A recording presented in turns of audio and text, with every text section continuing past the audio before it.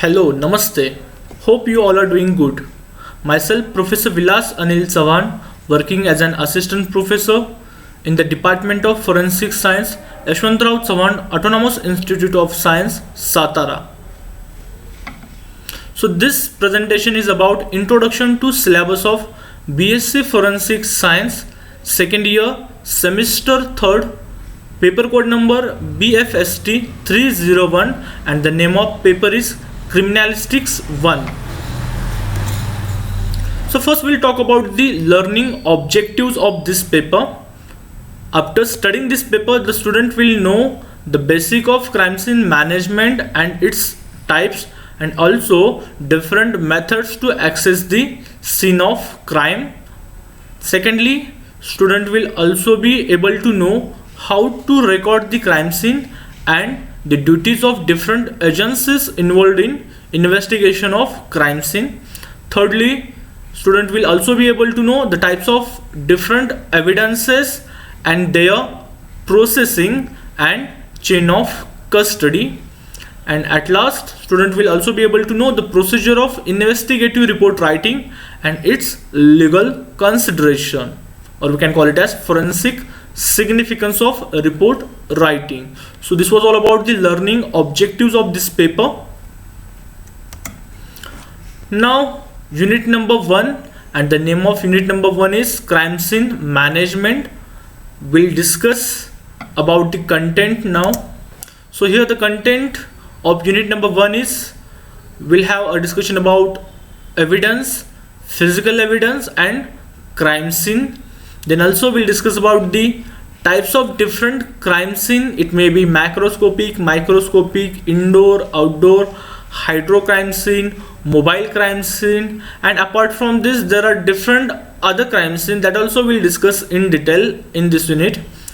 Then also we'll have a in detail discussion about securing and isolating the crime scene, surveying and searching the crime scene, and what different safety measures should be taken by investigating officer at scene of crime. That also we'll discuss here. And at last, what are the different duties of first responders at scene of crime? That also we'll discuss. So this was all about the content of unit number 1. Now we'll move towards the unit number 2, that is crime scene documentation, or we can call it as crime scene recording. So here now we'll talk about content of unit number 2, that is crime scene documentation. First we'll discuss about the introduction to crime scene documentation, what exactly crime scene documentation is, then how it is so important in investigating the crime scene.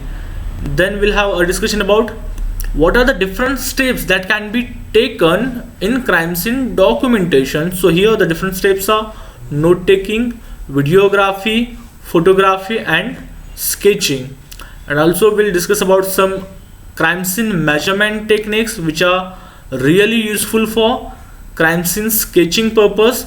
And also we'll discuss about the crime scene logs, then legal consideration at crime scene.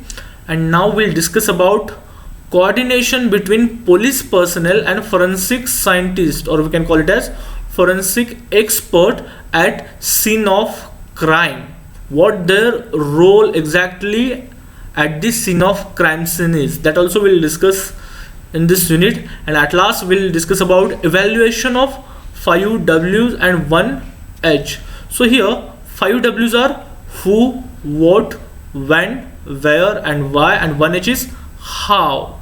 So these all terms are related to crime scene investigation. So who has done it, what exactly had happened, when it has happened, where and why is that happened, and H is how it is happened. So we'll find solution to these all questions in our lecture. Now we'll move towards the unit number 3, and the name of unit number 3 is crime scene evidence. Now we'll talk about the content of unit number 3. So here we'll have a in detail discussion about the evidence and physical evidences. What are the different types of physical evidences, that also we'll discuss. Then we'll have a in detail discussion about the importance of physical evidence, like how physical evidences assist investigator in their crime scene investigation. That also we'll discuss. Then we'll have a in detail discussion about the classification of crime scene evidences. So there are different types of evidences.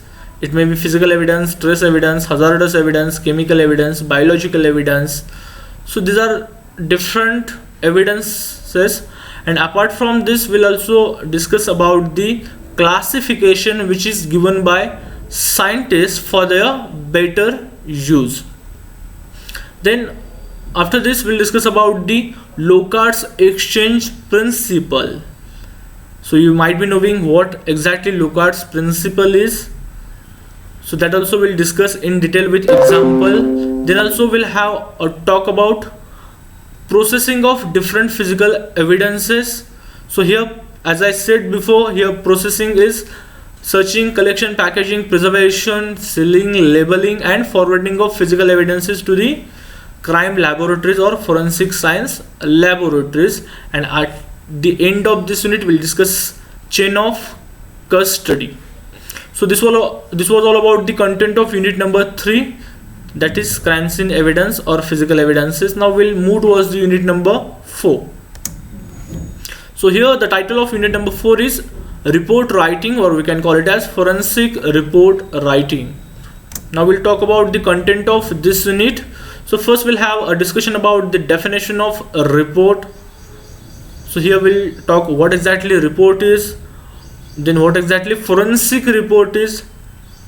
Then we'll talk about importance of forensic report, or we can call it as a forensic significance of report, how this report assists investigator, judges, juries, police in their work.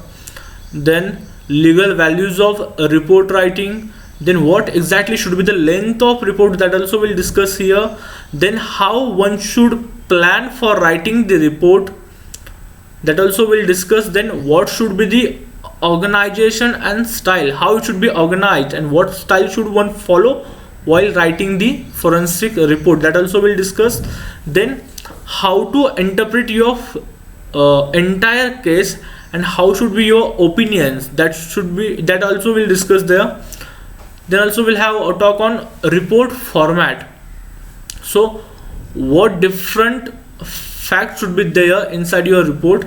So your ideal report should include introduction, or we can call it as title page. Then it should include summary of your entire case. Then what are the different instruments that are used in your investigation. Then how ideal result should be written in your report, that also we'll be discussing there. Then if required, then the forensic report creator should add remarks and notes as per the requirement. Then how one should write his or her conclusion in report, that also we'll discuss. Then opinion and recommendation, that also we'll discuss. And at the end there should be a signature of the person who has investigated the case and who has prepared the forensic report. So after this we'll discuss about the general guidelines given for the forensic report writing. Then also we'll have a discussion about reporting mistakes and how to avoid these all mistakes. Then we'll also have a discussion about tips for writing the forensic report, and at last do's and don'ts for report writing. So this was all about the content of unit number 4, that is forensic report writing. Now we'll discuss about the learning outcome. So once students are done with studying this all 4 units from this paper, then what they are going to get from this all 4 units.